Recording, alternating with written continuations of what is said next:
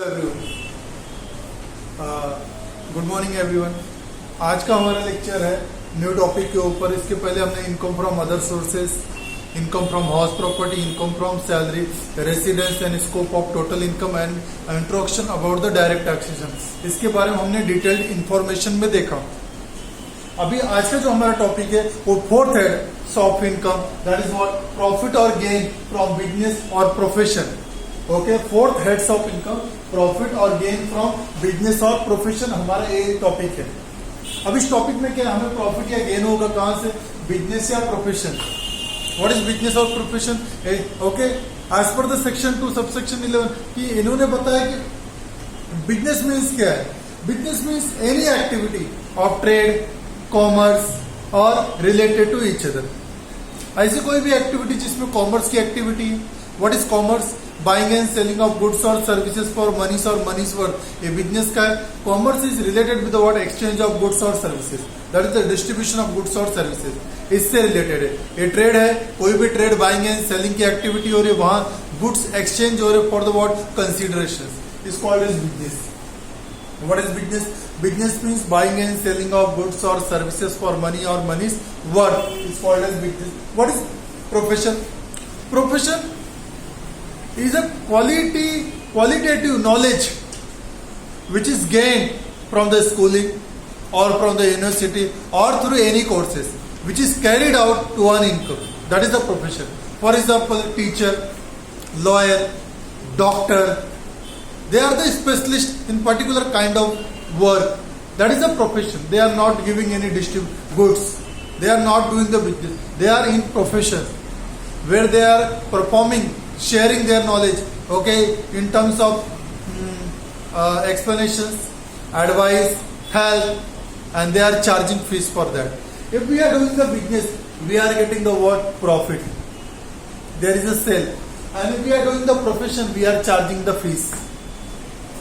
Okay, तो in this topic profit और gain from business और प्रोफेशन, इस टॉपिक में हमें क्लियरली डिफाइन कि बिजनेस क्या हो हम समझ गए, प्रोफेशन क्या हो समझ गए, काइंड ऑफ नॉलेज है जो हमने स्कूलिंग, कॉलेज, यूनिवर्सिटी, यहां से हमने क्या किया, ओके, इसको रिसीव किया है और उसका हमारे पास प्रॉपर प्रूफ भी रहेगा that I have gain this profession, this knowledge from the word recognized university.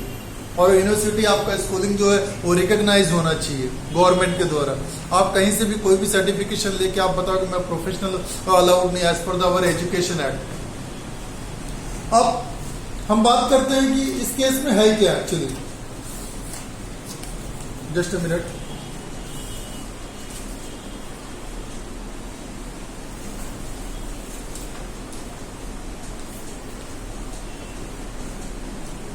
Okay, तो बिजनेस और प्रोफेशन में सबसे पहले बेसिस ऑफ चार्ज है।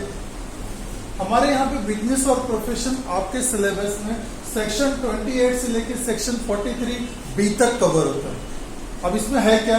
इसमें सेक्शन 28 ये बताता है basis of charge under the business और प्रोफेशन। बिजनेस और प्रोफेशन बेसिस ऑफ चार्ज क्या है कि ऐसा कोई भी बिजनेस जो कैरिड आउट किया गया फॉर द टू प्रॉफिट और with the way to earn something, that is a business.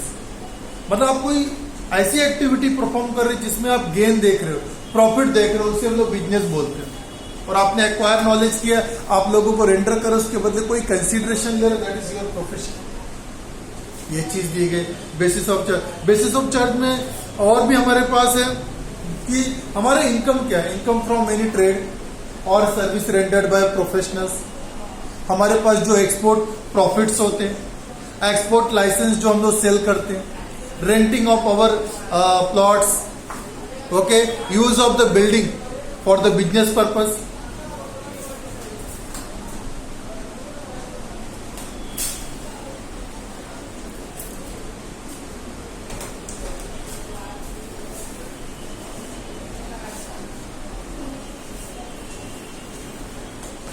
okay, it is used for business or profession। ये चीज दिया गया है। Okay, profit from the sale of import license, income derive from by trade, export cash assistance earn by a person from government, drawback, duty drawback बोलते हैं हम लोग उसको कि refund of the duties, refund of the GST duties, ये सब हमारा क्या एज ए इनकम रहेगा इसके अंदर। Profit on transfer of duty fees, duty free replacement certificate, value of any benefits perquisites whether convertible into money और not, okay, arising from business और profession, interest, salary, bonus, commission or remuneration due to received by a partner from partnership firm, any sum whether received or receivable in kind of cash, okay, that is what chargeable under the what, okay, business or professions.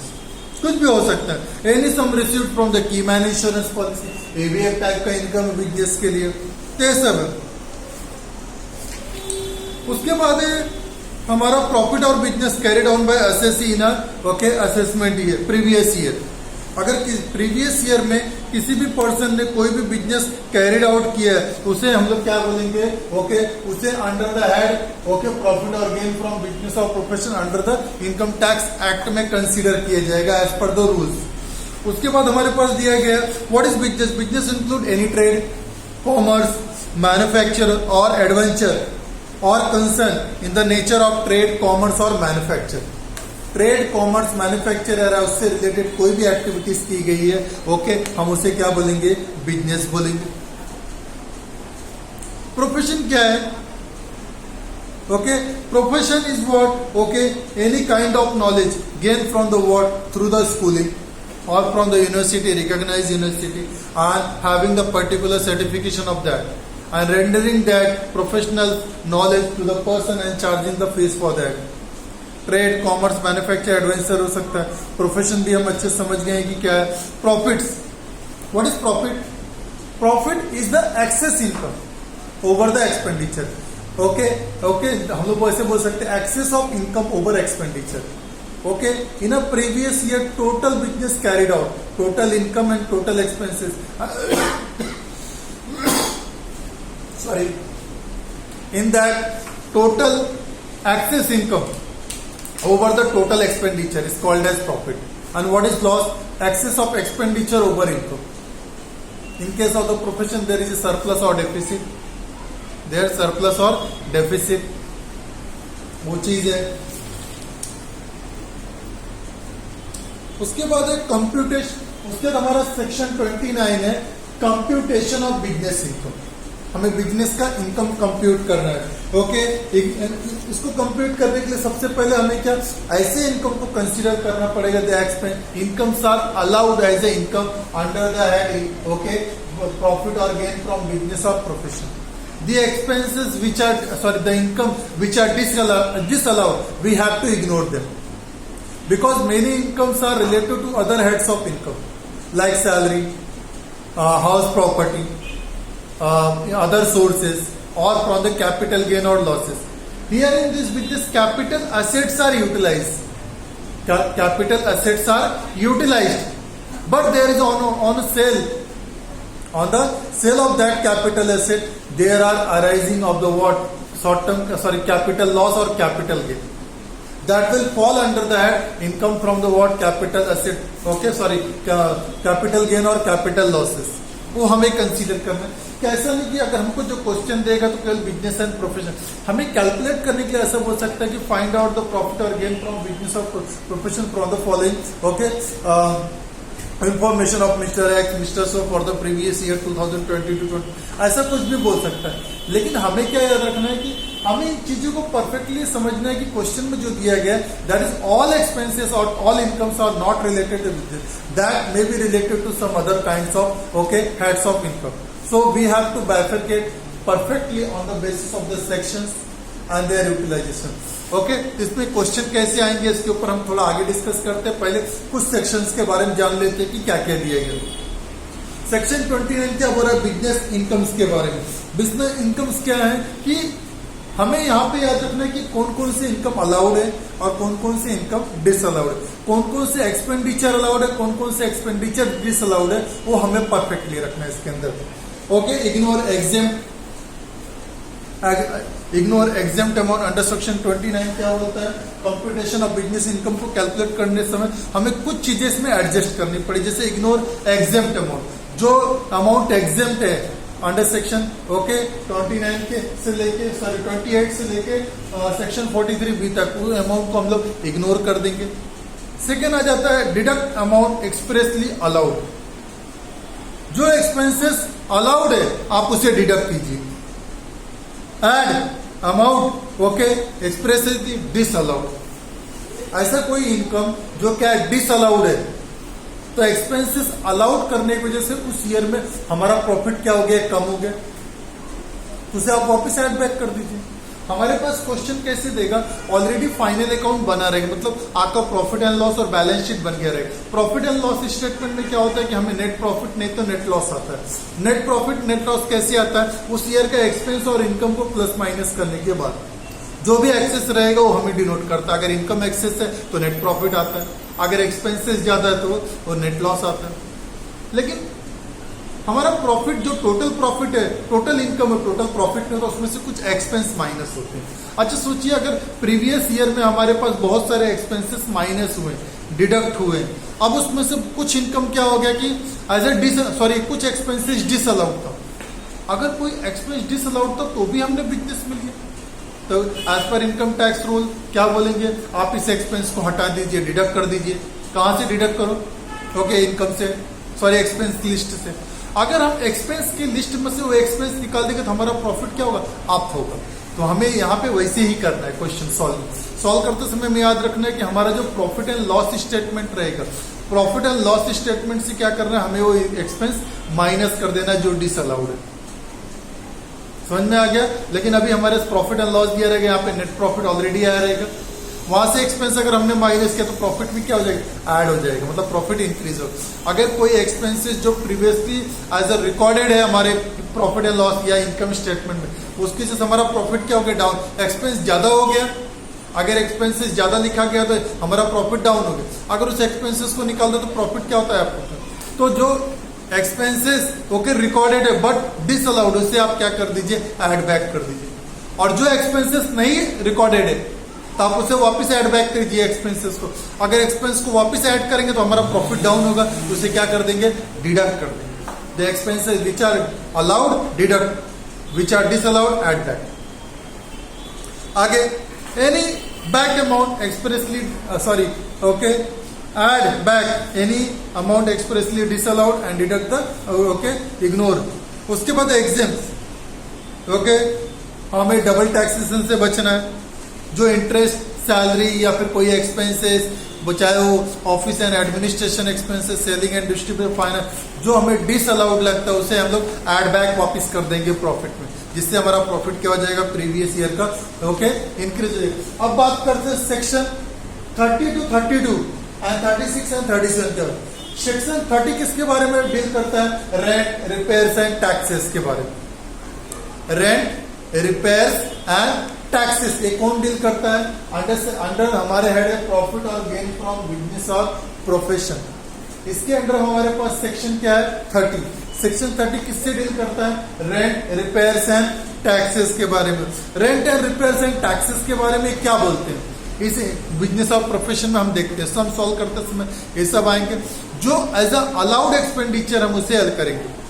कोई भी rent, rates and taxes previous year के prior का है disallowed, current previous year का नहीं है, advance में पे किया गया अप टू लेटेस्ट ईयर का है, वो disallowed. Only expenses which are related to that particular previous year, that is only allowed, and expenses are allowed on due basis. Deduction allowed under section 30 क्या लिखा है, rent and cost of repairs undertaken to borne in respect of premises occupied as a tenant. अगर कोई building, कोई room, कुछ भी लिया और उसका हम रेंट पे कर रहे हैं और बिल्डिंग पूरा होली बिजनेस पर्पस के लिए यूटिलाइज हुआ तो रेंट, रेट्स और उसके रिपेयर्स पे अगर हम कुछ खर्चा करते हैं वो अलाउड एज एक्सपेंडिचर है. आज बहुत सारे बिजनेस प्रीमाइसेस रेंटेड पे ही है, तो लेकिन वो बिजनेस किसके, वो रेंटेड जो प्रॉपर्टी है वो किसके लिए यूटिलाइज होनी चाहिए, wholly and solely for only for business purpose. अगर वो बिजनेस पर्पस के लिए यूटिलाइज नहीं हो रही देन दैट रेंट्स और repairs of that building is not allowed as expenditure under section 30. Then current repairs of premises occupied by assessee other than as a tenant, land revenue, local rates or municipal taxes paid, then it is allowed as expenditure. अगर हमने कोई building, कोई room, कोई जगह okay कोई घर भाड़े पे लिया उसका रेंट भर रहे, उसका टैक्सेस भी भर रहे, कोई म्युनिसिपल टैक्सेस तो अलाउड एज एक्सपेंडिचर, क्योंकि वो क्या प्रॉपर्टी पूरी तरह बिजनेस के लिए यूटिलाइज हो रही है। Insurance premium against the risk of the damage okay to that property, अगर हम इंश्योरेंस भी लेते हैं उस प्रॉपर्टी के लिए जिसका हम रेंट्स एंड टैक्सेस पे कर रहे हैं, तो उसको वो भी हमें अलाउड एज एक्सपेंडिचर है अंडर सेक्शन 13। लेकिन अगर बिजनेस पर्पस के लिए प्रीमाइसेस नहीं अलाउड हो रहे तो रेट्स एंड टैक्सेस क्या हो जाएंगे, डिसअलाउड हो जाएंगे। और कभी कभी क्वेश्चन में ऐसा देगा कि जो रेट्स एंड टैक्सेस है वो इंक्लूड कर रहा है बिजनेस के साथ साथ उसके पर्सनल प्रॉपर्टीज का, पर्सनल हाउस का, तो वो अलाउड नहीं है। और जो म्युनिसिपल टैक्सेशन उसके पर्सनल प्रॉपर्टी के लिए पे कर रहा है वो SOP self occupied house property under the income from house property में अलाउड होगा। अब बात करते हैं सेक्शन 31। सेक्शन 31 किसके बारे में, repairs and insurance. Okay, repairs and insurance of machinery furniture equipment. Section 30 किससे डील कर रहा था, rates and taxes of okay building okay which utilise for the business purpose. अभी क्या है, जो फर्नीचर है, मशीनरी है, प्लांट्स है, इनका भी तो मेंटेनेंस, रिपेयर और इंश्योरेंस होता है, उसको अंडर सेक्शन 31 में रखा गया। ऐसी कोई मशीनरी, ऐसा कोई प्लांट, ऐसा कोई फर्नीचर जो प्रीवियस ईयर में बिजनेस पर्पस के लिए यूटिलाइज किए गए हैं, उसका हम लोग को रिपेयर्स और insurance as allowed as expenditure है प्रीवियस ईयर में। क्या बोला है, deduction allowed under section 31 okay premises to current repairs to machinery, plant और furniture used for the purpose of business और insurance premium against the risk of their damage और destructions. Okay, तो previous year में अगर furniture, machinery ये सब हमारे business के लिए यूटिलाइज हुआ है तो ही अलाउड रहेगा। Sometime machine kept not use then allowed नहीं, या फिर machinery furniture okay other than business purpose के लिए यूटिलाइज हुआ तो भी उसका इंश्योरेंस या रिपेयर्स अलाउड नहीं रहेगा। सेक्शन 31, तो सेक्शन 30 किसके साथ में डील करता है, प्रीमाइसेस के साथ में, बिल्डिंग के साथ में, रूम्स के साथ में। और सेक्शन 31 किससे, प्लांट, मशीनरी, फर्नीचर्स के बारे में डील कर रहा है। अगर इन सब की यूटिलाइजेशन के लिए हमने क्या किया, रिपेयर्स खर्चा किया प्लांट, मशीनरी, फर्नीचर के, तो allowed as expenditure. But condition एक ही है, that particular premises, property, houses, building और the machinery furniture must be used for the word business section. उसके बाद सेक्शन 30, 31 तो हो गया। सेक्शन आ गया 32 है amortisation, that is the depreciation. अब डेप्रिसिएशन किसका होगा, टेंजिबल और इंटेंजिबल एसेट्स। जो हमारे टेंजिबल एसेट्स हैं ओके उसके ऊपर अलाउड एज एक्सपेंडिचर है, और जो इंटेंजिबल है उसके ऊपर भी allowed as expenditure depreciation, but as per the income tax rate. जो हमारा इनकम टैक्स डिपार्टमेंट है उसने जो डेप्रिसिएशन रेट अलाउड किया हमें वही depreciation rate as allowed as expenditure रहेगा प्रीवियस ईयर में अंडर बिजनेस और प्रोफेशन में। अगर हम बिजनेस और प्रोफेशन कैरिड आउट कर रहे हैं और हमारे पास टेंजिबल और इंटेंजिबल एसेट्स हैं, तो टेंजिबल और इंटेंजिबल एसेट्स पे डेप्रिसिएशन कौन से अलाउड रहेंगे, as per the income tax department ने जो रेट डिक्लेयर किया है। ओके, हम अपने हिसाब से डेप्रिसिएशन जो रेट लगाते हैं वो अलाउड एज एक्सपेंडिचर नहीं रहेगा। ओके, तो क्या बोल रहा है अकॉर्डिंग सेक्शन 32, क्या बोल रहा है, is specified as tangible asset such as building, machinery, plant और furniture. Okay, second intangible assets क्या है, such as know how, patent, trademark, licence, franchisee और एनी अदर बिजनेस और commercial right of similar nature acquired on और after okay 2002। Okay, अगर ये सब हमारे पास है, नो हाउ, पेटेंट, राइट, इसके ऊपर भी क्या अलाउड है। अब इसके ऊपर डेप्रिसिएशन अलाउड कैसे, ओन होली और पार्टली बाय द एसएससी। जितने भी रेशियो में एसेट्स को बिजनेस पर्पस के लिए यूटिलाइज होगा उतना ही परसेंट का रेशियो क्या होगा उस पर अलाउड रहेगा as a depreciation. For example कोई प्रॉपर्टी है वो आधा बिजनेस के लिए और आधा ओके पर्सनल पर्पस के लिए यूटिलाइज हो रही है, तो जितना बिजनेस के लिए हो रहे डेप्रिसिएशन भी उतना ही सेक्शन, उतना ही परसेंटेज, उतना ही पार्शियली क्या होगा बिजनेस को अलाउड होगा। उसके बाद पीरियड, अगर कोई भी assets, tangible asset put into use for the period of more than 180 days, then whole year 100% depreciation will be chargeable. And allowed as a deduction. अगर कोई भी एसेट्स प्रीवियस ईयर में 180 डेज से ज्यादा यूटिलाइज हुआ तो पूरा 1 ईयर का डेप्रिसिएशन लगेगा। हमने तो पढ़ा था पहले 7 मंथ हुआ तो 7 मंथ का 8 मंथ, ऐसा नहीं। इनकम टैक्स डिपार्टमेंट क्या बोलता है, अगर कोई भी एसेट 180 डेज से ज्यादा प्रीवियस ईयर में अगर यूटिलाइज हुआ है तो उसके ऊपर डेप्रिसिएशन कितना लगेगा, 100%, पूरा होल ईयर का। अगर 180 डेज से कम हुआ है यूटिलाइज तो उसके ऊपर 50% डेप्रिसिएशन, लेस देन 6 मंथ अगर यूज हुआ, मतलब 180 डेज से कम यूज हुआ। यहाँ पे 6 मंथ 7 मंथ हम लोग नहीं देखेंगे, यहाँ पे नंबर ऑफ डेज देखेंगे जो 3 अक्टूबर तक आता है। वो चीज हमें बहुत अच्छे से याद रखनी पड़ेगी कि 3 अक्टूबर के पहले कोई मशीनरी पुट इनटू यूज हुआ है, तो अलाउड एज ए एक्सपेंडिचर है कितना, ओनली 50% ऑफ डेप्रिसिएशन। अगर 3 अक्टूबर के बाद हुआ है तो मोर देन 180 डेज है, 100% डेप्रिसिएशन अलाउड है इसके ऊपर। समझ में आया आप लोगों को, डेप्रिसिएशन का रूल समझ गए। हाँ, अगर कोई मशीनरी हमने प्रीवियस ईयर 2022-23 में परचेज किया, अगर हमने कोई एसेट्स प्रीवियस ईयर में 2022-23 में हमने परचेज किया लेकिन उसको यूज ही नहीं किया, और current year current year that is current assessment year 2023-24 में यूज किया, then it is not allowed as a it is not allowed as for depreciation in the previous year, क्योंकि प्रीवियस ईयर में वो use ही नहीं हुआ, block of assets में आया ही नहीं हो। अगर कोई मशीनरी यूज परचेज किया तो यूज होनी चाहिए, अगर यूज नहीं हुई है तो उसका डेप्रिसिएशन प्रीवियस ईयर में अलाउड नहीं रहेगा, वो एटलीस्ट यूटिलाइज होनी चाहिए प्रीवियस ईयर। हमने परचेज करके एज ए स्टॉकिंग करके रखते लेकिन यूज नहीं किया तो अलाउड एज ए एक्सपेंडिचर नहीं। आगे देखो, use for the purpose of business और प्रोफेशन, वो एसेट बिजनेस और प्रोफेशन के लिए यूटिलाइज होना चाहिए होली और partly, at the prescribe rate. Prescribe rate मतलब जो इनकम टैक्स डिपार्टमेंट ने जो हमें टैक्स रेट अलाउड किया है वही टैक्स रेट क्या होगा, अप्लाइड होगा। उसके बाद है on the return down value. Income tax department भी क्या होता है, ब्लॉक ऑफ एसेट्स मेंटेन करते हैं, जब से खरीदा ओरिजिनल कॉस्ट से लेके आज WDV तक।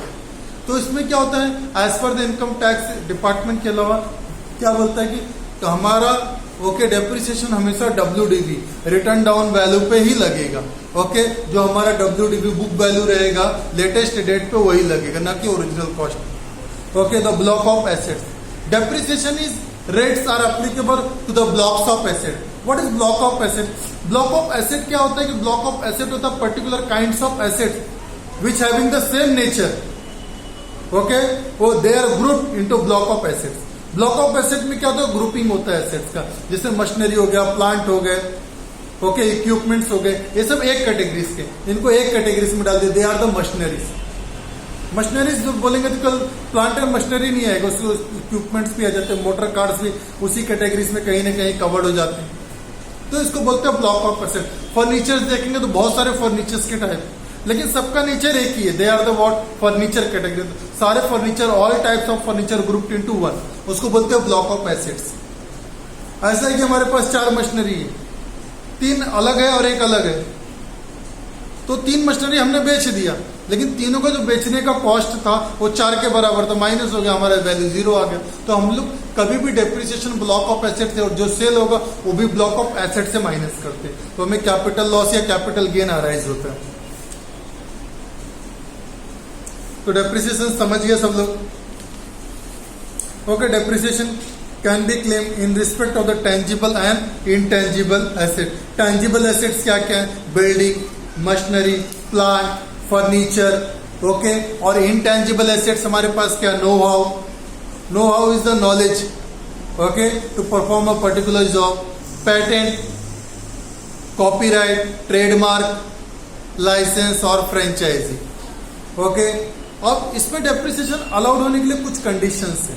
पहला, assessee must be the owner of that particular asset. वो पर्टिकुलर एसेट के आप ओनर होने चाहिए, ना ही आपके पास रेंटेड होना चाहिए। आप ओनर है तो अलाउड है। और दूसरा कंडीशन है कि वो प्रीवियस ईयर में put into use for the business purpose, business और प्रोफेशंस के लिए वो एसेट यूटिलाइज होना चाहिए आपका। फिर उसके बाद है कंप्यूटेशन। कंप्यूटेशंस के लिए हमें ब्लॉक ऑफ एसेट्स ही दिया गया। What is block of asset? मैंने बताया grouping. Block of assets means a group of assets of which the same percentage of depreciation has been prescribed, जिसके लिए सेम नेचर है, उसका एसेट्स का सेम नेचर है यहाँ पे, और उस पे सब पे एक ही परसेंटेज रेट है, तो उनको ग्रुपिंग कर दिया गया है। ओके, उसके बाद है types. All assets are first divided into two main type, tangible and intangible में कर रहे हैं। फिर टेंजिबल के अंदर हमें क्या करना है, ग्रुपिंग करना है। जैसे बिल्डिंग में all type of offices, all type of factories, ये सब कवर होगा।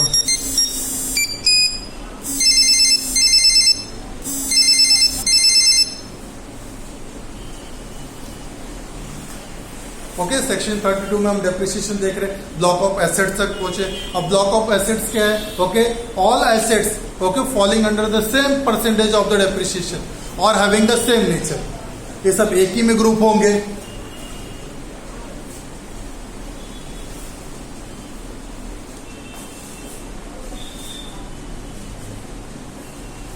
ओके, तो उसमें ग्रुप होंगे। फिर ब्लॉक ऑफ एसेट को क्लासिफाइड कैसे किया गया है, दो, टेंजिबल एसेट्स और इनटेंजिबल एसेट। जो टेंजिबल है उसमें बिल्डिंग, मशीनरी, फर्नीचर, ओके, और जो इनटेंजिबल एसेट्स है उनको know how, patent, trademark, copyright, licence, franchisee and other similar right, जो कि क्या है, इनटेंजिबल फॉर्म में है और having the value to. Okay, what is tangible asset? The tangible assets are those assets which we can see, touch and feel and realize their working. What is intangible asset? Intangible assets are those assets which cannot be seen or touched, but it can be realized that it have its value for us. ये हो गया। Okay, blocks भी उसके अच्छे बन गए, block समझ गए आप लोग कुछ। उसके बाद है okay, computation of return down value. WDV कैसे फाइंड आउट करेंगे, सबसे पहले ओपनिंग WDV। अगर हम लोग कोई भी एसेट्स हैं, okay, under section 32 amortisation that is depreciation, section 32 depreciation के उसमें ब्लॉक ऑफ एसेट्स निकलना। अब ब्लॉक ऑफ एसेट्स जो है, ओके, उसको हम लोग वर्किंग कैसे करें, अब और किसी भी एसेट्स का WDV कैसे फाइंड आउट करें, तो सबसे पहले उसका ओपनिंग WDV लेना रहेगा। कभी कोई क्वेश्चन में ऐसा बोलता है कि हमने इस एसेट को 10 साल पहले परचेज किया था, फिर 5 साल पहले, और वहां से लेके अभी तक इतना डेप्रिसिएशन चार्ज किया। जैसे फॉर एग्जांपल हमने 1 करोड़ का कोई मशीनरी खरीदा था आज से 7 इयर्स पहले, और 7 इयर्स तक उसके ऊपर 60 लाख का डेप्रिसिएशन चार्ज किया, तो original cost of that asset okay 7 years ago okay that was what, okay 1 crore rupees, and depreciation charge till okay it is what, till previous year okay it was okay 60 lakh. Then what is the opening WDV? 40 lakhs. ये तो हमारे 1 अप्रैल 2022 का opening आ गया। इसमें add क्या होगा, add purchase of assets या फिर add purchase of block of assets. हमने जितने भी एसेट्स परचेज किए करंट ईयर में सेम ब्लॉक्स में, उसको एडअप करेंगे। लेस सेल ऑफ एसेट, और सेल को क्या करेंगे, माइनस करेंगे, तो हमारे पास क्या जाएगा, क्लोजिंग WDV। फिर क्लोजिंग WDV पे क्या होगा, हम लोग डेप्रिसिएशन चार्ज करेंगे। ओके, तो क्लोजिंग WDV निकालने के लिए क्या, करंट ईयर में जो परचेज एंड सेल हुआ है, ओके, परचेज हुआ तो ओपनिंग WDV में ऐड कर दें, क्योंकि हमारे ब्लॉक ऑफ एसेट्स क्या हो रहे हैं, इंक्रीज हो रहे हैं। ओके, और हम माइनस क्या करेंगे, सेल ऑफ एसेट, और सेल ऑफ एसेट माइनस करेंगे तो हमें क्या मिल जाए, क्लोजिंग WDV, जिसके ऊपर करंट ईयर में डेप्रिसिएशन प्रोवाइड होगा। ओके,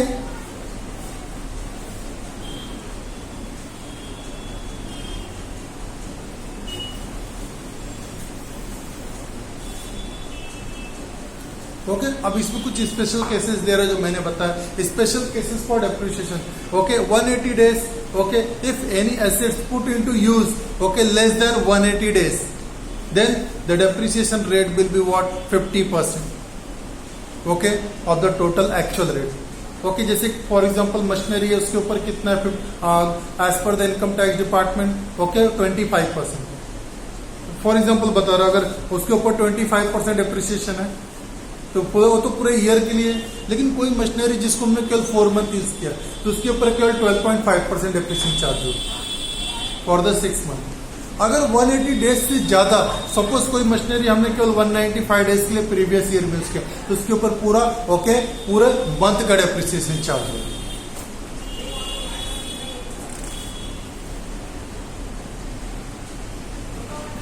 और उसके बाद हम ब्लॉक ऑफ एसेट्स की बात कर रहे हैं। जैसे फॉर एग्जांपल हमारे पास एसेट्स हैं, जैसे एक ब्लॉक ऑफ एसेट, उसके अंदर 5 मशीनरी है। हमारे ब्लॉक एसेट से कितने 5 मशीनरीज हैं। अब 5 मशीनरीज है, उसमें से 4 मशीनरी हमने सेल कर दिया, और 5 मशीनरी के जो क्लोजिंग WDV है, ओके, हमारे पास अभी at the date of the sale जो क्लोजिंग WDV वो कितना है 80 lakhs का है। और जो हमने 4 मशीनरी बेचा उसका भी कॉस्ट कितना हो गया 85 lakhs हो गया। हमारे ब्लॉक ऑफ एसेट्स में कितनी मशीनरी है 4 मशीनरी से, उसका टोटल कीमत कितना है आज के डेट में WDV 80 lakhs। उसमें से हमने 3 मशीनरी बेचा, हमने कितना बेचा 3 मशीनरी बेच दिए, कितने में 85 लाख रुपीस में। अब कितना मशीनरी बेचा उससे नहीं माइनस होता, हम ब्लॉक ऑफ एसेट से सेल माइनस करते हैं।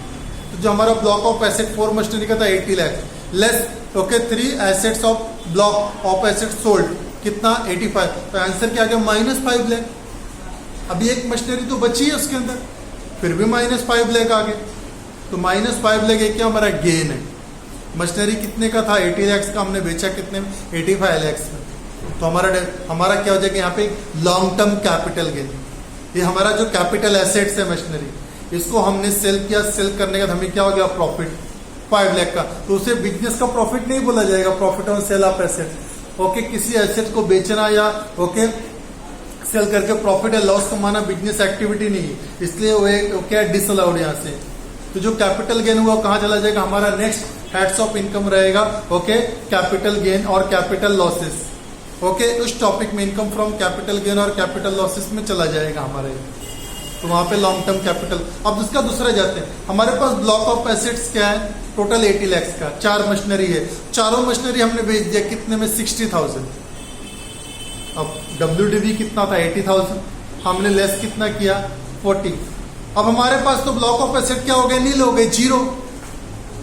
फिर भी अगर हम लोग 80 में से 60 माइनस करें तो भी हमारा ब्लॉक ऑफ एसेट्स क्या बता रहा है 20 lakhs।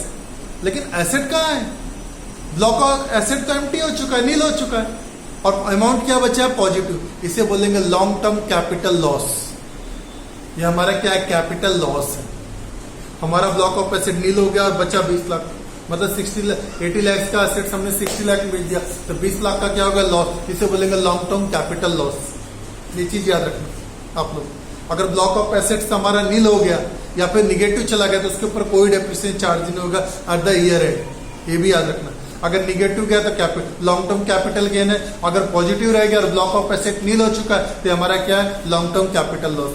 पॉजिटिव होने का मतलब हमारे पास बैलेंस बच गया है, बुक वैल्यू ज्यादा थी और सेल वैल्यू कम था तो लॉस है।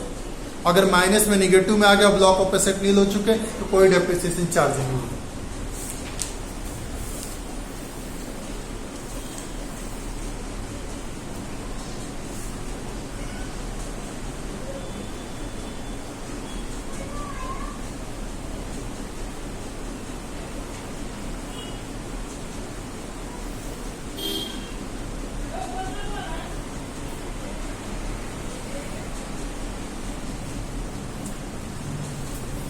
ओके, तो सेक्शन 22 हो गया। अब बात करते हैं क्या होगा,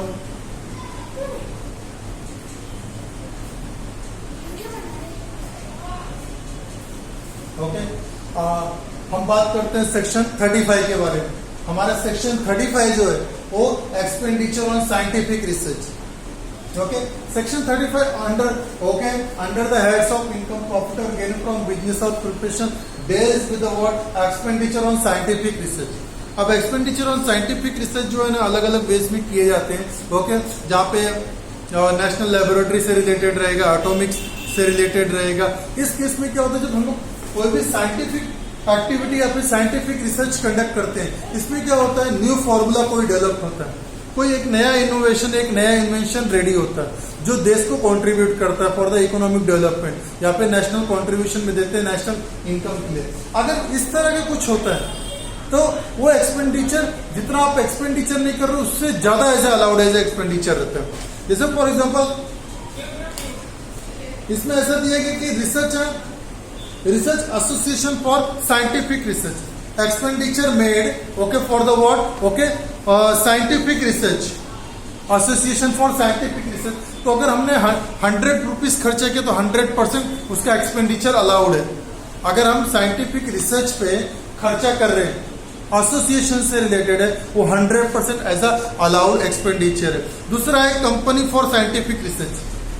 अगर हम किसी कंपनी के लिए साइंटिफिक रिसर्च कंडक्ट कर रहे हैं तो हमने जो एक्सपेंडिचर किया उसका 125% अलाउड है। For example we are spending 100 rupees, then 125 rupees is allowed as a expenditure scientific research में। पहला, कोई एसोसिएशन के लिए खर्चा कर रहे हैं तो कितना है, ओके और कोई एसोसिएशन फॉर साइंटिफिक रिसर्च के लिए कर रहे हैं तो कितना है, okay under section 35 subsection 1 clause 2 में, ओके वो क्या बोलता है कि अगर आपने 100 खर्चा किया तो 100% अलाउड है एक्सपेंडिचर।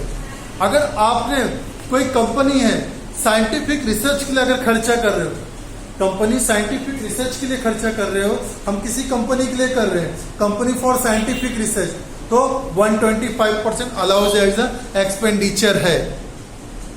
अगर research association for the word, okay social science और स्टैटिस्टिकल रिसर्च, अगर हमने scientific okay expenditure on scientific research के किसके लिए, for the word okay social science और स्टैटिस्टिकल ओके रिसर्च के लिए किया तो हमें 125% इस केस में भी अलाउड है। अगर कंपनी फॉर साइंटिफिक रिसर्च है या फिर नेशनल सोशल साइंस या फिर स्टैटिस्टिकल साइंस के लिए अगर हम एक्सपेंडिचर करते हैं तो कितना 125% of the total expenditure allowed है। अगर हम खर्चा किए 1 करोड़, हमें 1 करोड़ 25 लाख रुपीज अलाउड रहेगा, 25% मोर है ओके देन योर एक्सपेंडिचर। उसके बाद नेशनल लेबोरेटरी, यूनिवर्सिटी या फिर कोई इंफॉर्मेशन टेक्नोलॉजी के लिए अगर हम साइंटिफिक रिसर्च कंडक्ट करते हैं तो उसमें उस केस में 200% expenditure okay as a deduction allowed है। फॉर एग्जाम्पल हमने क्या, नेशनल लेबोरेटरी, कोई यूनिवर्सिटी या फिर कोई आईटी, इन सब के लिए अगर कोई साइंटिफिक रिसर्च कंडक्ट करते हैं उसमें जो भी एक्सपेंडिचर करेंगे उसका कितना 200% as allowed as expenditure under section 35। ये तो बहुत अच्छा है। अब इसमें कैसा, जैसे फॉर एग्जांपल नेशनल लेबोरेटरीज, इन सब के लिए हमने टोटल कितना खर्चा किया 100 करोड़, तो 200 crore will be allowed as expenditure. अगर 1 करोड़ किया तो 2 करोड़, 3 करोड़ किया तो 6 करोड़, 10 लाख किया तो 20 lakh as allowed as about expenditure. Okay, तो साइंटिफिक रिसर्च कोई एसोसिएशन कंडक्ट कर रहा है फॉर साइंटिफिक रिसर्च के लिए तो 100 रुपीज खर्चा किया तो 100 अलाउड है, 100%। ओके, लेकिन कंपनी फॉर साइंटिफिक रिसर्च कर रहा है या फिर सोशल साइंस के लिए या फिर कोई स्टैटिस्टिकल रिसर्च कंडक्ट कर रहे हैं तो उसके ऊपर 100 रुपीज खर्चा कर रहे हैं तो 125 that is 125% allowed as a expenditure है। ओके, तीसरा इसमें आ जा रहा है, आगे इसके अंदर दूसरा सेक्शन से आ रहा है कि अगर हम कोई भी एक्सपेंडिचर अलाउड एज ओके कोई भी एक्सपेंडिचर हम कर रहे हैं, ओके उस एक्सपेंडिचर में अलग कोई डिफरेंस एक्टिविटीज कंडक्ट आउट हो रही जो रिसर्च नेशनल लेबोरेटरीज, यूनिवर्सिटी या फिर आईटी को कंट्रीब्यूट कर रहा है तो उससे हम लोग क्या बोलेंगे, ओके 200% अलाउेबल डिडक्शन। ओके, तो समझ गए साइंटिफिक रिसर्च में। अब बात करते हैं amortisation of preliminary expenses. Preliminary expenses are those expenses okay which are capital in nature, okay, and these deduction are allowed, okay, as per the number of particulars here. इस case में कैसा लिखा है, the amortization of preliminary expenses incurred by Indian companies and other resident non-corporate taxpayer for the establishment of the business concern, expenses of the business existing. अबे क्या only to Indian companies and resident non-corporate assessee. Okay, अब इसमें कैसे है कि अगर amortisation of preliminary expenses जैसे company formation expenses, okay issue of shares expense, sorry preliminary expenses उसी तरह हो जाएंगे हमारे। प्रीलिमिनरी एक्सपेंसेस जिसे कंपनी फॉर्मेशन एक्सपेंस के रूप में आता है, किसी कंपनी को बिजनेस को सेटअप करने के लिए जो फर्स्ट टाइम हम हैवी इन्वेस्टमेंट करते हैं, that is very huge amount to set up the business in initial stage, तो सारे खर्चे को एज अ 1 ईयर में नहीं, as a 20% in okay coming up to 5 years, आने वाले 5 साल तक उन लोग क्या करते हैं अलाउड है एक्सपेंडिचर। सपोज हमने कोई प्रिलिमिनरी एक्सपेंसेस किया टोटल कितना, ओके 10 करोड़ का, तो पूरा 10 करोड़ एज अ 1 ईयर में as allowed as a deduction 2 crore in each year. जिस ईयर में अपना बिजनेस सेटअप हुआ वहां से लेके आने वाले 5 ईयर्स तक क्या होगा, एज अलाउड एज एक्सपेंडिचर रहेगा अप टू 20%। ये दिया गया।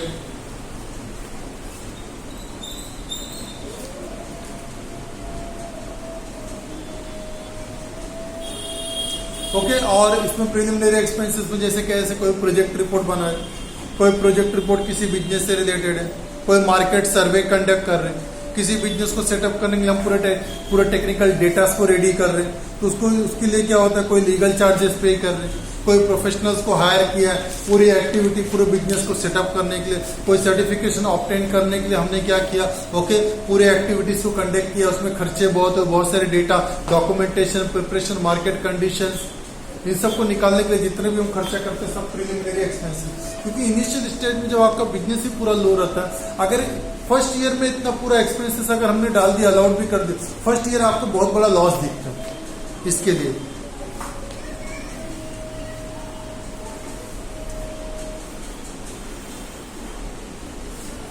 उसके बाद हम डील करते हैं सेक्शन 36 स्पेसिफिक डिडक्शंस के बारे में। Okay specified deductions are allowed. ऐसे कौन कौन से डिडक्शन है जो अलाउड है? सबसे पहला इंश्योरेंस प्रीमियम ऑन स्टॉक, जो हमारे पास गुड्स हैं, जो हमने कंपनी में गुड्स ये सब रखे हैं, अलाउड एज एक्सपेंडिचर। हमने इंश्योरेंस ऑफ द बिल्डिंग बराबर, insurance of the plant machinery, repairs, rates, taxes, rent, इन सबको देख लिया, वो सब अलाउड था अंडर सेक्शन 30 एंड 31। 30 में क्या था, rents, rates and taxes, and section 31 में okay repairs and insurance of the plant machinery furnitures, वो अलाउड हो गया। 32 डेप्रिसिएशन देखा, 35 हमने साइंटिफिक रिसर्च के ऊपर देखा। अब गुड्स का इंश्योरेंस है, वो अलाउड एज एक्सपेंडिचर अगर गुड्स बिजनेस का। Insurance on the health of the employees, अगर किसी एम्प्लॉय के हेल्थ से रिलेटेड इंश्योरेंस है, जैसे आजकल कंपनियां मेडिक्लेम इंश्योरेंस एम्प्लॉयज के करके देती है, वो allowed as a expenditure. Bonus और कमीशन टू एम्प्लॉयज, कंपनीज और एम्प्लॉयज को अगर बोनस पे किया गया तो bonus as allowed as a expenditure. Interest on capital borrowed, कंपनियां लोन लेती है, जो भी कंपनी बोरोड फंड है in the form of the debenture और loan from the financial institution और commercial banks are allowed as a expenditure if that loan is used for business purpose. Okay वो money borrow किया है, वो business के लिए utilise है। Interest paid और payable, interest is always okay taxable on the what paid, okay payable और paid whichever is earlier, okay for the financial year. जो पिछले साल का जो भी रहेगा, प्रीवियस ईयर का जितना भी इंटरेस्ट, वो अलाउड एज एक्सपेंडिचर है। ओके इंश्योरेंस कब कैपिटलाइज हो जाए? कोई कैपिटल एसेट्स के लिए लिया है, जैसे for example construction of the building है, कोई एसेट्स को खरीदने के लिए लिया है, तो उसमें जो इंटरेस्ट यूटिलाइज हुआ वो एज अ व्हाट कैपिटलाइज हो जाएगा।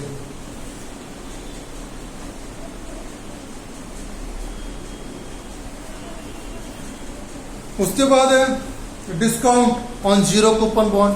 कंपनियां जीरो कूपन बॉन्ड्स लेके आती है, ओके जीरो कूपन बॉन्ड्स किसके लिए? इंफ्रास्ट्रक्चर कैपिटल्स के लिए रहता है, ओके और वो बॉन्ड से जो पैसा आएगा उसके लिए किसी एसेट्स के लिए बिजनेस पर्पस के लिए वो यूटिलाइज होगा, तो क्या अलाउड एज एक्सपेंडिचर है जी। Discount on zero coupon bond, company zero coupon bond issued करती है इंफ्रास्ट्रक्चर बेसिस पे, इंफ्रास्ट्रक्चर डेवलपमेंट के लिए, तो उस पर जो डिस्काउंट देते हो डिस्काउंट अलाउड एज एक्सपेंडिचर है। Okay employer's contribution to okay recognise provident fund, okay superannuation fund, pension, okay statutory provident fund, ये अलाउड एज एक्सपेंडिचर है।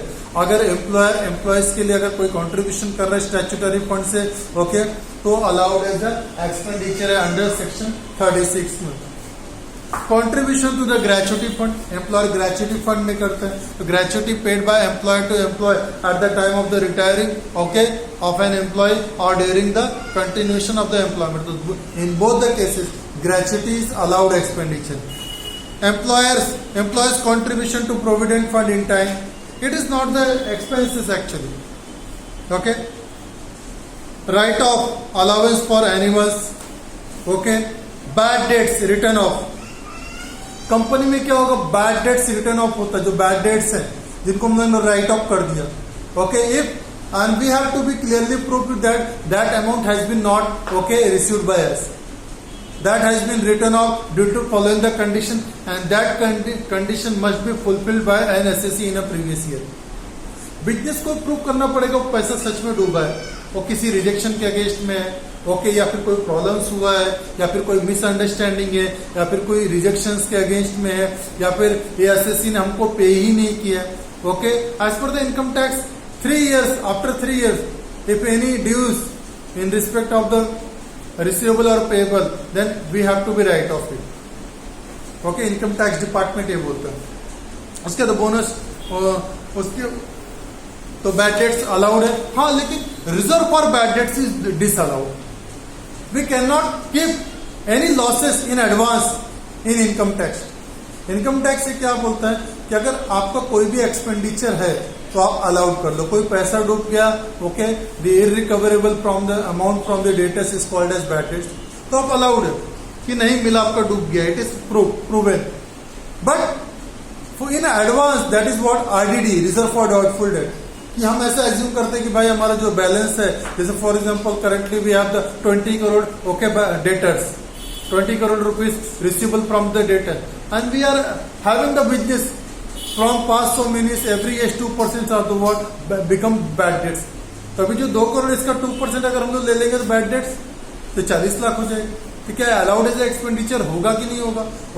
ये अभी हम लोग नहीं बोल सकते. As per income tax RDD, reserve for doubtful debt, is not allowed. Reserve, any type of reserve expenses are not allowed.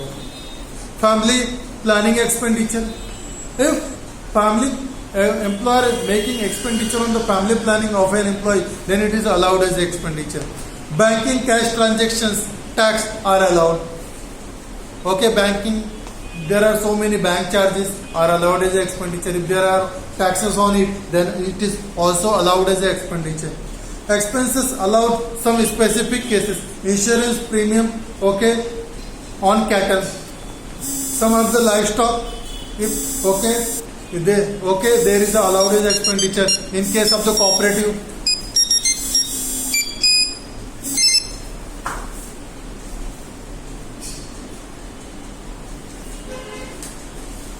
doubtful debt of rural branches में भी ऐसा होता है कि जो बैंकिंग सेक्टर्स हैं इनको पैसा नहीं मिल पाता. Transfer of special reserve, security transaction tax, commodities transaction tax is allowed in some cases. फिर जनरल एक्सपेंडिचर्स क्या क्या हो सकते हैं? Any expenditure should be in nature of business. Business का कोई भी रेगुलर एक्सपेंडिचर है वो अलाउड एज एक्सपेंडिचर है. The expenses should not be in nature of capital, that should be in nature of revenue expenditure. The expenses which incurred every time, regularly, evenly, it is called as what? Expenses, just like traveling expense, conveyance expense, transportation, carriage, wages, salary, electricity, rent, transportation, sales expenses, distribution expenses, commission, bank charges, interest. These are the regular expenditures which carried out every year. But some expenses are capital in nature. For example, transportation charges paid for the what?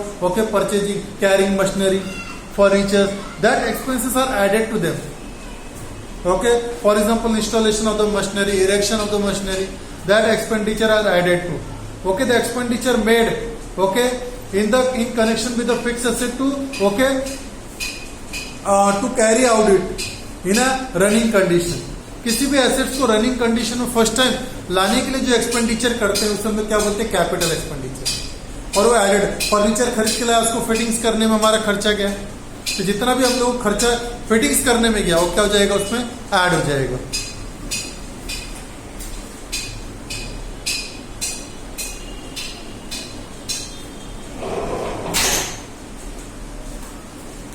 वो खर्चा क्या हो जाएगा? उसमें add up हो जाएगा capital assets में. लेकिन हाँ, किसी एसेट्स को रनिंग कंडीशन में रखने के लिए जिसको रिपेयर्स एंड मेंटेनेंस देते हैं वो अलाउड है एक्सपेंडिचर्स में. एक्सपेंडिचर पर्सनल इन नेचर नहीं होना चाहिए, कैपिटल इन नेचर नहीं होना चाहिए, और एक्सपेंसेस प्रीवियस ईयर में बिजनेस पर्पस के लिए ही इनकर्ड होना चाहिए. अगर पार्टली रहेगा पार्टली हो जाएगा, और वो expenditure as per income tax department के द्वारा भी अलाउड रहना चाहिए। अगर इनकम टैक्स डिपार्टमेंट कुछ एक्सपेंसेस को बोलता है this is disallowed for the business, then it is advertisement है। अब advertisement okay capital in nature नहीं होना चाहिए, नॉन साइंस से रिलेटेड नहीं होना चाहिए, पॉलिटिकल पार्टीज से कनेक्टेड नहीं होना चाहिए। Okay advertisement only specific for the word business purpose के लिए होना चाहिए। ओके अभी जैसे कुछ अलाउेबल एक्सपेंडिचर्स दिया गया है। ओके अंडर सेक्शन 37 में अलाउेबल एक्सपेंडिस दिया गया, जैसे what okay litigation expenses for protecting assets for the purpose of business, expenses in connection with the obtaining assets, loan, legal charges, brokerage, stamp duty, registration charges, stamp duty, commitment charges, and any expenses paid, damages paid to worker, okay, failure of fulfill, commission paid to broker, manager or selling agent, contribution to okay workers recognized provident fund, unions recognition union form, expenses on Diwali or the welfare of the employee, premium paid on loss of profit insurance policy, deposit paid on own telephones, expenses on opening ceremony of new branches or businesses, expenses on registration of trademark, expenses of opening ceremony of new branches, cash shortage found at the end of the day.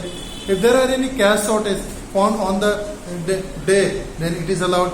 Embezzlement of the cash, periodically payment for the use of goodwill, trademark, quota rights, periodical payment of royalties or the goods, lawful business, salary, bonus, commission, incentives to employee, discount, premium, contribution to municipality for the repairs. These are the allowed. Expenses of expenditure not allowable. The expenses which are not allowed as expenditure in business. First, penalty, fines or damages for okay breach of law. If there are any okay fines, penalties, then it is disallowed. Contribution to the political party not related to business. Sometimes the donation given to the political parties and others, okay, disallowed. Any expenses made for the political party, then it is totally disallowed. Expenses on the issue of share capital or shifted registered office, then it is not allowed on the share capital. Okay, litigation expenses to pure defect, litigation and registration of shares or amalgamation of company, disallowed. Expenses on the bearing of new tube wells, disallowed. Compensation paid to tenant to get okay vacant possessions, disallowed. Claim of any expenses incurred by pharmaceutical industries in providing a medical practitioners with a gift, travels, any gift or kind of such gift paid to the medical practice, disallowed. Expenses expressly disallowed. अब expenses क्या 100% disallowed है. Okay वो क्या क्या okay expenses are disallowed under section 37(2)(b) मैंने थोड़ा बहुत बताया। 40(a) ये क्या होता है एक्सपेंसेस जो पूरी तरह 100% डिसअलाउड है। वो क्या क्या है? पहला एडवर्टीजमेंट्स इन पॉलिटिकल सोवियत। अगर कोई भी ऐसा एडवर्टीजमेंट खर्चा की जाए जो पॉलिटिकल पार्टी से रिलेटेड है या फिर पॉलिटिकल पार्टीज के लिए कर रहे हो, डिसअलाउड, वो बिजनेस अलाउड नहीं करता। दूसरा है सम पेएबल आउटसाइड इंडिया, इंडिया के बाहर अगर कोई एक्सपेंडिचर पे कर रहे हैं वो डिसअलाउड है। Okay, without payment of TDS. जैसे फॉर एग्जांपल इंडिया में मैंने चाइना से कोई सर्विस दिया, कोई टेक्निकल सर्विस चाइना से ली, उसको पेमेंट कितना करना है 1 करोड़, तो एक्सपेंस अलाउड है लेकिन टीडीएस से डिडक्ट करके चाइना को पेमेंट करना है। जैसे टीडीएस है 10%, तो 1 करोड़ का 10% 10 लाख, हमें 1 करोड़ में से 10 लाख डिडक्ट करके गवर्नमेंट को देना है चाइना के नाम पे कि चाइनीज कंपनी थे उसका टीडीएस है, और 90 लाख रुपए हम चाइना को पेमेंट करेंगे, right, as per the Indian rules. बिना टीडीएस डिडक्ट किए अगर हमने किसी फॉरेन पेमेंट कर दिया आउटसाइड इंडिया तो वो एक्सपेंस पूरा 100% डिसअलाउड हो जाएगा। Payment to resident without TDS, जहां पे पेमेंट 10,000 के ऊपर है, any payment payable okay about 10,000 and that particular payment falling under the TDS, और कंडीशन सेटिस्फाइड होने के बाद भी अगर टीडीएस बिना डिडक्ट किए कोई एक्सपेंस पे करते हैं, वो एक्सपेंस 100% क्या हो जाएगा, डिसअलाउड अंडर सेक्शन 14। तो इंडिया के बाहर भी और इंडिया के अंदर भी ओके, जो चीजें टीडीएस के अंडर में कवर होती हैं, तो बिना टीडीएस डिडक्ट किए हमें कोई भी एक्सपेंस का पेमेंट नहीं करना। अगर हमने विदाउट टीडीएस डिडक्ट किए कर दिया, वो एक्सपेंस क्या हो जाएगा, डिसअलाउड हो जाएगा, या फिर टीडीएस आपको अपनी जेब से भरना पड़ेगा और वो एज अ अलाउएबल एक्सपेंडिचर नहीं रहेगी। उसके बाद है सिक्योरिटीज ट्रांजेक्शन टैक्स। ओके, ये सिक्योरिटीज ट्रांजेक्शन जो शेयर्स मार्केट ये सब से उस पर रिलेटेड अगर कोई एक्सपेंडिचर है, उसके ऊपर कोई टैक्स आता है, वो अलाउड एक्सपेंडिचर नहीं है। Okay, fringe benefit tax FBT, वो तो बहुत पहले हुआ करता, 2009 तक वो डिसअलाउड हो चुका है। Royalty on state government undertakings, अगर हम लोग रॉयल्टी ओके पे कर रहे हो किसको, ओके स्टेट गवर्नमेंट के अंडरटेकिंग, वो डिसअलाउड है। टैक्सेस ऑन बिजनेस प्रॉफिट, वो डिसअलाउड है। Okay, remuneration paid by firm to partners, कोई फर्म अपने ही पार्टनर्स को रेम्यूनरेशन पेड कर रहे हो, डिसअलाउड है। जो नॉन वर्किंग पार्टनर या फिर वर्किंग पार्टनर्स हैं, पार्टनरशिप डीड में वो मेंशन होना चाहिए। अगर किसी कंपनी में लॉस हो रहा है तो 1.5 लाख रुपए तक का अलाउएबल रेम्यूनरेशन है। अगर कंपनी का जो बैलेंस ऑफ पेमेंट्स है, ओके बुक प्रॉफिट जो है, अगर वो 3 लाख तक हो रहा है तो हायर से 1.5 लाख या 90% ऑफ बुक प्रॉफिट, दोनों में से जो हायर रहेगा वो पे कर सकते। अगर जो बैलेंस ऑफ बुक प्रॉफिट बचेगा 60% ऑफ बुक प्रॉफिट हम लोग पे कर सकते हैं। Interest paid by firm to partners, ये डिसअलाउड है, 12% तक है। Payment to AOP association of person या फिर body of individual to members, ये डिसअलाउड है। अपने मेंबर्स को हम कोई पेमेंट्स नहीं कर सकते, वो disallowed. Excessive payment to relatives, bottom section 40 ये क्या बोलता है कि बहुत सारी कंपनी ऑर्गेनाइजेशन में बहुत सारे लोग क्या करते हैं, अपने ही रिलेटिव्स को जॉब पे रखते हैं और उनको हायर सैलरी देते हैं देन देयर एबिलिटी, जितनी उनकी एबिलिटी नहीं उससे ज्यादा। अगर ऐसा मैं किसी को सैलरी दे रहा हूं, जैसे प्रीवियस क्वेश्चन में हमने इनकम फ्रॉम अदर सोर्सेस में देखा था, जो मिस्टर दिलीप, तो उन्होंने अपनी एक रिलेटिव को 20,000 के 18,000 की जगह 20,000 दिया, इनकम टैक्स ने बोला 2,000 ज्यादा दे रहे, तो डिडक्ट हो गए। अगर ऐसा लगता है कोई रिलेटिव है, जैसे कोई साइंस से पढ़ा है, मैंने अपनी कंपनी में अकाउंटेंट के लिए उसको 50,000 दे रहा हूं, लेकिन वो साइंस से पढ़ा, उसको अकाउंटेंट क्या समझेगा ज्यादा। या फिर कोई ऐसा पर्सन है जिसके पास उतनी एबिलिटी नहीं किसी प्रोफेशन की, और एबिलिटी नहीं तो उसको 20,000 तक की सैलरी ठीक है, लेकिन मैं 50,000 दिखा रहा हूं तो 30,000 एक्सेस सैलरी दे रहा हूं, उसकी एबिलिटी से ज्यादा 30,000 दे रहा हूं, डिसअलाउड हो जाएगी। Under section 43 under section 40 subsection A में बोलते हैं, if any expenses are paid in cash और in kind of cash, okay section 43 A में क्या, सबसेक्शन 3 में ये बोलता है, अगर हमने कोई एक्सपेंसेस का पेमेंट कैश में कर दिया more than ₹10,000, that it is totally 100% disallowed. 10,000 रुपए के ऊपर एक भी रुपया कैश में नहीं पे करना। अगर हमने कैश में पेमेंट किया पूरा 100% डिसअलाउड हो जाएगा। अगर 10,000 तक पे किया अलाउड है, 10,000 के वो डिसअलाउड है।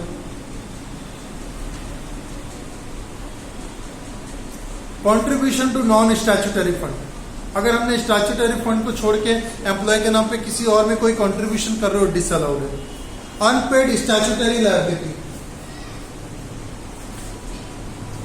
कोई डेफर्ड टैक्स लायबिलिटी है, कोई स्टेट है, ओके कोई employer's contribution to unrecognised provident fund है, ओके इसके बारे में है, वो देख लेंगे। तो ये टॉपिक हमारा आज का टॉपिक, इनकम हेड्स में 4 टॉपिक देख रहे, प्रॉफिट और गेन फ्रॉम बिजनेस और प्रोफेशन, इसके सेक्शन 28 से लेकर सेक्शन 43B तक डील कर रहे हैं, जिसमें हमने पूरा डिटेल में पढ़ा। Section 22, 28 basis of chart, business और प्रोफेशन क्या है, उसमें इनकम क्या है, एक्सपेंस क्या है, 29 कंप्यूटेशन ऑफ बिजनेस इनकम देखा। उसके बाद सेक्शन 30 से लेकर 32 सेक्शन 30 के बारे में पढ़ा, repair, okay rent, rates and taxes and repairs. Section 31 देखा, repairs and insurance of plant machinery. Section 32 देखा, डेप्रिसिएशन रूल्स। सेक्शन 35 देखा, okay expenditure on scientific research. Section 35(1) देखा। Section 35D amortization okay of the okay preliminary expenses जो क्या है 1/5 that is 20% allowable है in every year up to the 5 year. उसके बाद section 36 देखा स्पेसिफिक डिडक्शन, सेक्शन 37 सबसेक्शन 1 देखा जो अलाउेबल एक्सपेंडिचर्स। उसके अलावा सेक्शन 37 2B देखा जिसके अंदर क्या है okay expenses which are disallowed, बस कुछ कंडीशंस भी।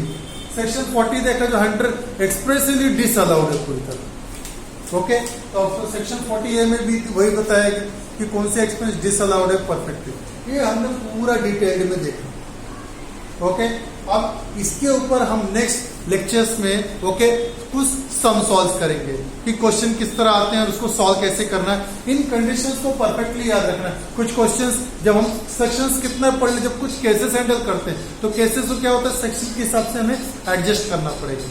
तो आज का लेक्चर हमारा इंट्रोडक्शन अबाउट द प्रॉफिट और गेन फ्रॉम बिजनेस और प्रोफेशन था। नेक्स्ट लेक्चर में मिलेंगे हम कुछ और इंट्रोडक्शन देखेंगे और कुछ सम्स किस तरह आते हैं उनके ऊपर डिटेल्ड इंफॉर्मेशन में देखेंगे। Okay thank you everyone, good bye, good day.